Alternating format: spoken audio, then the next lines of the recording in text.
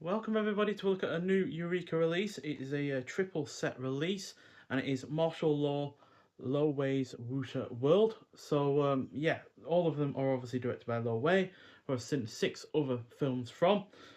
Best of which were Fist of Fury with Bruce Lee.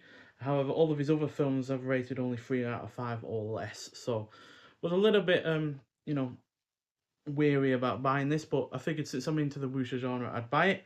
So yeah, the first and third films stars Lisa Chow Chow, who is also in the One-Armed Swordsman and Return of the One-Armed Swordsman.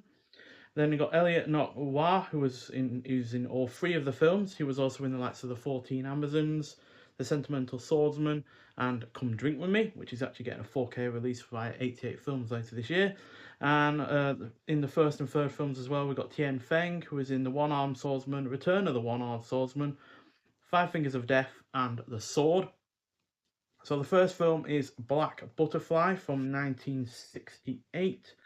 Let me just get you the artwork, as this release does include all 3 of the artworks. So there is Black Butterfly. So yeah, this clock's in at 110 minutes long. Also stars Yang Chi-ching, who is also in The One-Armed Swordsman, as well as The Bells of Death.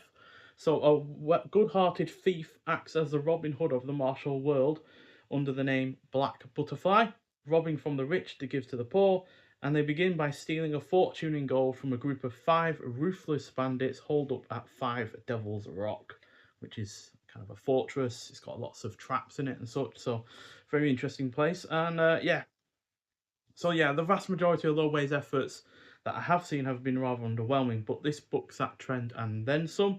This is thanks to the good cast, engaging plot, really rather quite fun burglary scenes, great action scenes overall, solid production value, the pacing is on point, it is well shot, and the character interactions are decent.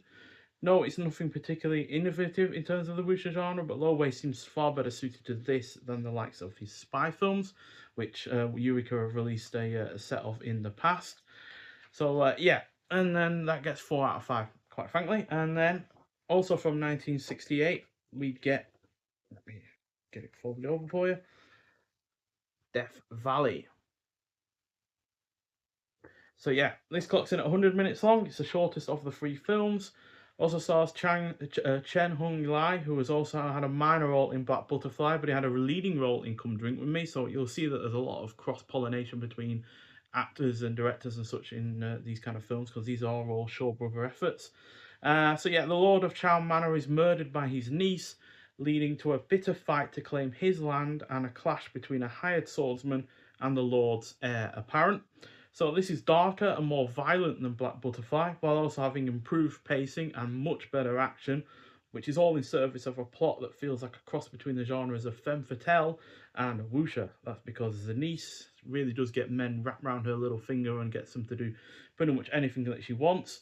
The cast is also good, the action scenes are entertaining, the plot is generally engrossing, the pacing is effective, the cinematography is on point, the violence is well executed. We, for instance, get plenty of limbs get chopped off. A bunch of fingers get chopped off at one point. There's quite a pretty violent death of one guy that gets both arms lopped off and then stabbed through the chest, which is really rather quite gory, but really enjoyable. And the production is predominantly convincing as well, especially when it does come to that violence, as well as the period production on top of that. So, yeah, this gets a 4 out of 5 as well. And finally, lastly, we get Vengeance of a Snow Girl from 1971.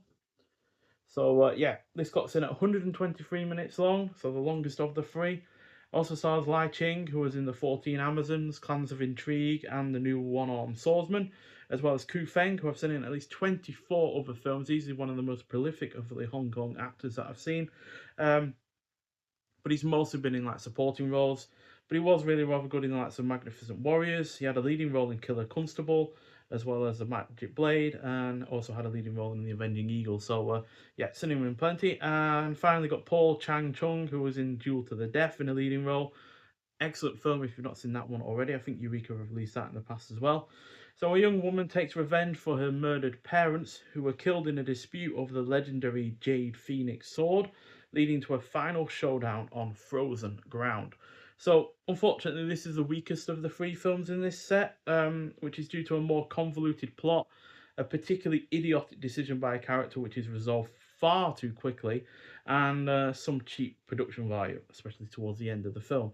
That said, the cast is still good, the pacing is on point, the action scenes are great, although the violence is noticeably less than the previous two films. It is well shot, the characterization is effective, and it is overall engaging, but it becomes, yeah, far too convoluted in certain areas. It's like when it comes to actually trying to get our lead character's legs healed, because she is crippled by the actions that had her parents murdered.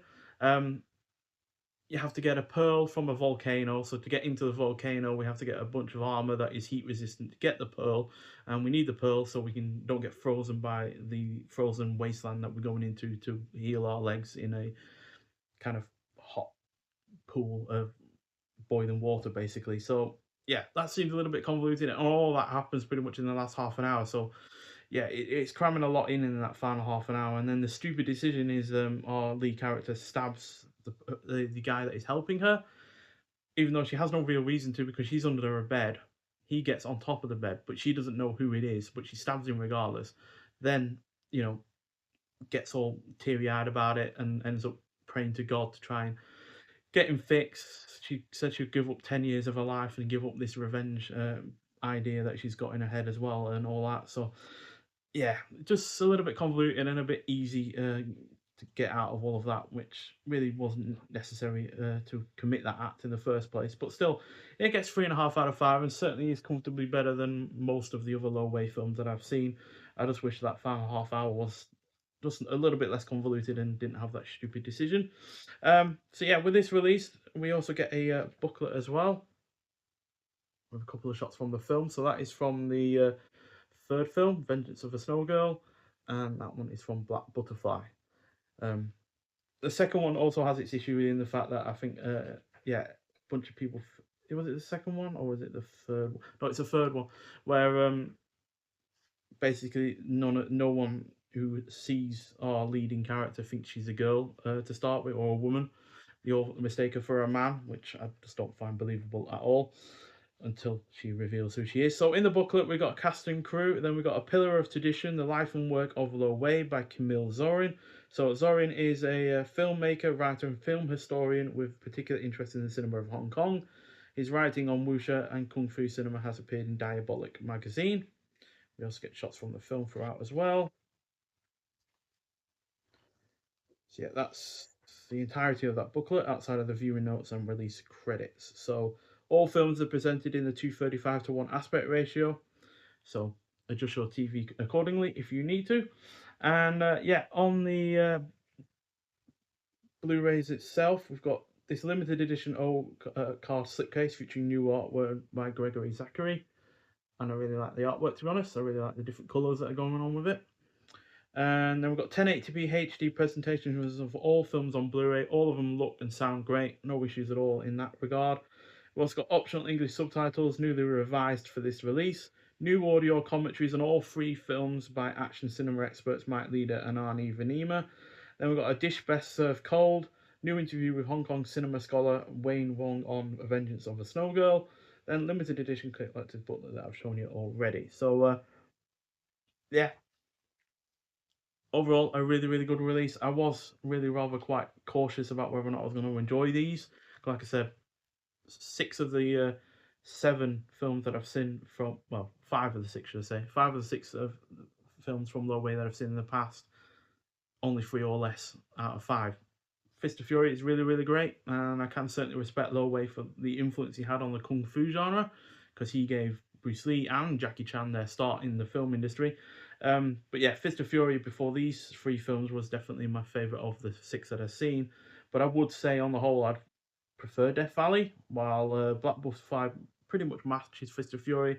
And while Vengeance of a Snow Girl isn't as good as Death Valley, Black Butterfly, or Fist of Fury, it is still far better than the five other films that I've seen from Lo Wei. So, on the whole, really impressed by this release, and yeah, really glad that I got it. The first two films, by the way, are on their own disc, on a disc together, and then the third and final film is on its. own disc there. So yeah, fantastic release overall. To be honest, really impressed by it, and also really rather quite surprised. So if you have seen any of these three films before, I'd like to hear your thoughts on them. I'd also like to hear your thoughts on Lo Wei's filmography as well. If there were any films out there that I am missing out on that are better than any of the ones that I've mentioned. But yeah, still, thank you for watching, and I'll see you in the next one. Bye.